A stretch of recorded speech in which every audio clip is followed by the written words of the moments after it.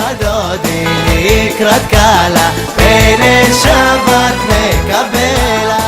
Zman adlakat anerot, le moment de l'allumage des bougies, ou keesrim dakot ifnashkia.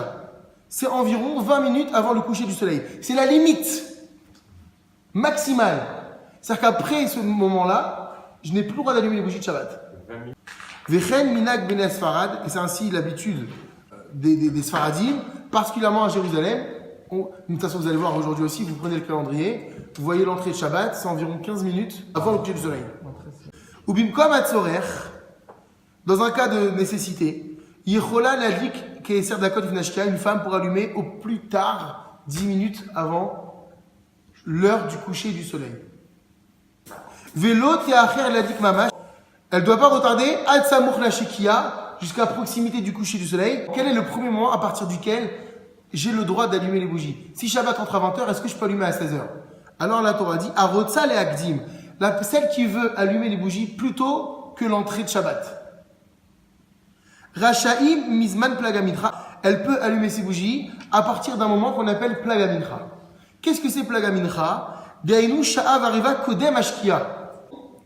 Ce moment correspond à 1h15 avant le coucher du soleil. Attention à 1h15 saisonnière. On a expliqué dans les cours précédents qu'est-ce qu'on appelle 1h15 saisonnière. C'est pas 1h15 de 60 minutes ou 1 heure fait 60 minutes. On a dit que comment est-ce qu'on calcule une heure saisonnière? Rappelez-vous, je prends le lever du soleil, l'heure du lever du soleil. Je prends l'heure du coucher du soleil, je divise par 12. Ce moment-là est égal à une heure. Donc en hiver où le jour est plus court, il va s'avérer que très souvent que l'heure saisonnière est égale à 40 minutes. En été où les journées sont longues, des fois 1 heure de la Torah est égale à 1h10, 1h12, 1h15. Donc quand on dit que le moment numéro 1 à partir duquel une femme peut allumer les bougies de Shabbat, c'est le Plag Amincha, c'est 1h15 avant le coucher du soleil, c'est pas 1h15 où l'heure fait 60 minutes, c'est 1h15 calculée par la Torah.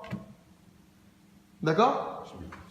Vélo Kodem Lachen, et pas avant le Plag Amincha. Donc une femme ne peut pas allumer les bougies de Shabbat avant ce moment de 1h15 avant le coucher du soleil. Et là, chez Bemikri, Zetzricha lekabel Shabbat badlakat kedesh tenikat adlakat irvada Shabbat. Dans le cas où une femme a allumé à partir du Plag Amincha, à partir d'1h15 avant, elle doit faire rentrer Shabbat à ce moment-là. Son allumage fait rentrer Shabbat. Pourquoi? Parce que 1h15 avant le coucher du soleil, on est loin de Shabbat. Mais il faut qu'on reconnaisse que ces bougies-là sont allumées en l'honneur du Shabbat. Or, si elle allume 1h15 avant le coucher du soleil, ça ne va pas être reconnaissable qu'elle le fait en l'honneur du Shabbat. Donc, qu'est-ce qu'elle demande à l'Alacha? Que si elle allume aussitôt, il faut que Shabbat entre. Pour qu'on voit que l'allumage, elle le fait pour Shabbat.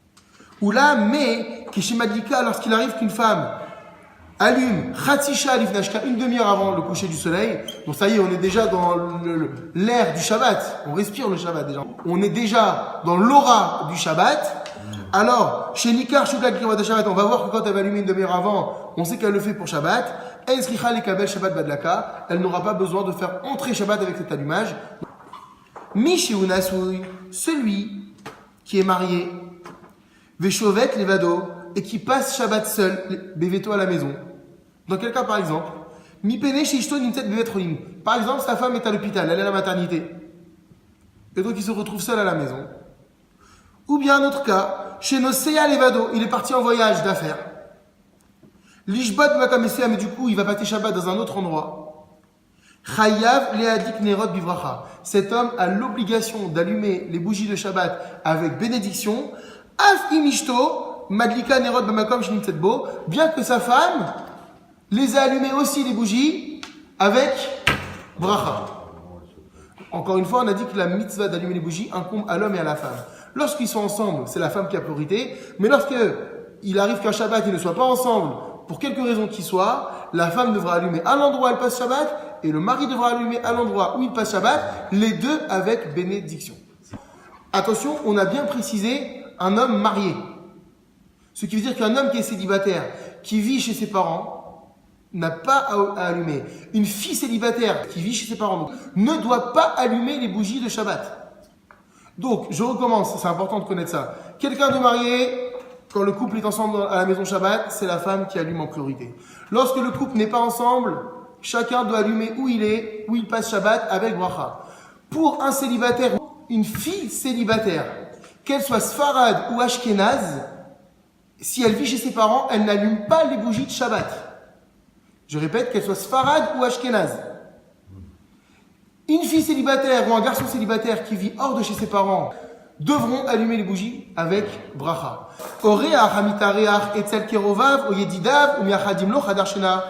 Une personne qui est invitée chez des proches ou chez des amis, et on lui a réservé une chambre pour qu'il y passe la nuit, bien qu'il mange et qu'il boive avec ses hôtes, il devra allumer les bougies de Shabbat dans sa chambre avec bénédiction.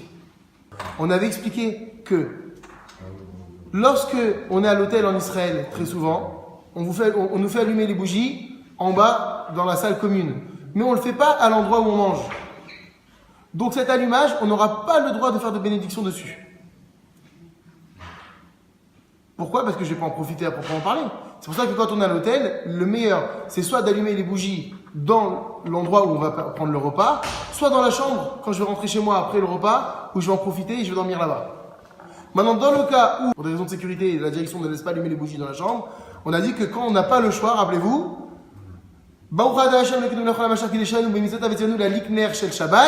j'allume la lumière de la chambre. Maintenant, dans un cas où je suis invité, dans le cas qu'on va dire, je suis invité, et la maîtresse de maison a déjà allumé les bougies, et que maintenant ma femme, on va passer la nuit là-bas, veut allumer les bougies, elle allumera les bougies donc dans le salon si elle le souhaite, mais elle ne devra pas réciter la bracha. C'est pourquoi dans le cas où on est à l'hôtel, je reprends le cas de l'hôtel, où effectivement cette fois-ci, l'hôtel a permis à ce qu'on allume les bougies dans l'endroit commun à tous où on va manger.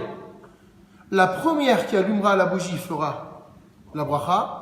Les centaines d'autres femmes derrière qui viendront allumer ne devront pas réciter la bracha sur l'allumage des bougies. Pourquoi ? Parce que la bracha c'est pour l'allumage, pas pour le rajout ou le surplus de lumière. Or l'allumage a déjà été fait dans cet endroit-là. Et ça les gens ne le savent pas. Tu vois toutes les femmes qui vont venir en train de faire les brachot sur le plateau, il y a 15 000 bougies sur le plateau. Ça va faire ça bracha. Non, parce que ça s'ouvre. C'est une bracha levatala. La bracha c'est pour l'allumage, mais l'allumage a déjà été réalisé dans cet endroit-là. Or, la halakha dit, on ne peut pas réciter une bracha sur un surplus de lumière. Or, c'est ce qu'elle fait cette femme lorsqu'elle va rajouter ses bougies à elle, qu'elle soit numéro 2 ou la femme numéro 100 qui arrive, elle ne fait que rajouter de la lumière sur une bougie sur laquelle on a déjà fait la bracha. Donc, à l'hôtel, si je viens à l'hôtel ou ailleurs maintenant, je passe Shabbat chez mes parents et ma femme va allumer, mais ma mère a déjà allumé, ma femme allumera, si elle veut, dans le salon, avec celle de ma mère ou celle de sa mère si c'est chez ses parents, mais sans bracha. C'est pourquoi la halakha dit, si on t'a réservé une chambre à coucher, allume dans ta chambre là-bas avec bracha. Parce que ta chambre, c'est toi qui en profiteras seul, dans ce cas-là, c'est ton allumage qui t'est propre avec ta bénédiction. Maintenant, si tu veux pas allumer dans la chambre, tu veux rajouter de la lumière dans le salon avec les bougies des autres femmes, c'est plusieurs femmes qui passent Shabbat ici, et ben si tu n'es pas la première à avoir allumé les bougies de Shabbat, tu ne dois plus réciter la bracha sur les bougies. Je vous ai dit, la bracha n'empêche pas la mitzvah. Elle aura quand même réalisé la mitzvah de la dlakat nerot, mais par contre sans bénédiction dans ce cas-là particulier. Isha Iveret, une femme aveugle, doit-elle ou pas allumer les bougies de Shabbat ? Madlika nerot bivracha. La halakha dit, elle devra allumer les lumières de Shabbat avec bénédiction. Pourquoi est-ce que la halakha permet à une femme qui ne tire pas profit de ces bougies, puisqu'elle est aveugle, d'allumer et de faire la bracha ? Parce qu'elle va quand même en retirer un profit de ces bougies. Quel est ce profit ? Grâce à elle, ceux qui sont avec elle vont voir. Ils vont lui indiquer le chemin, vont l'aider dans plein de choses pendant le Shabbat, grâce à sa lumière à elle. Donc, indirectement, elle tire profit des bougies qu'elle a allumées. C'est pourquoi la halakha dira, elle allumera, elle a l'obligation d'allumer comme n'importe quelle femme, avec bénédiction. Ou Mekal Makom, maintenant, de toutes les façons. Im Barla Roé, si son mari maintenant voit, Nachon Shu Ivarech Ve'adlik, il est juste que ce soit lui qui allume les bougies de Shabbat et qui récite la bénédiction. שמור וזכור בדיבוריך וישמענו אל الهم يوحد أدوني אחד ושמו אחד לשם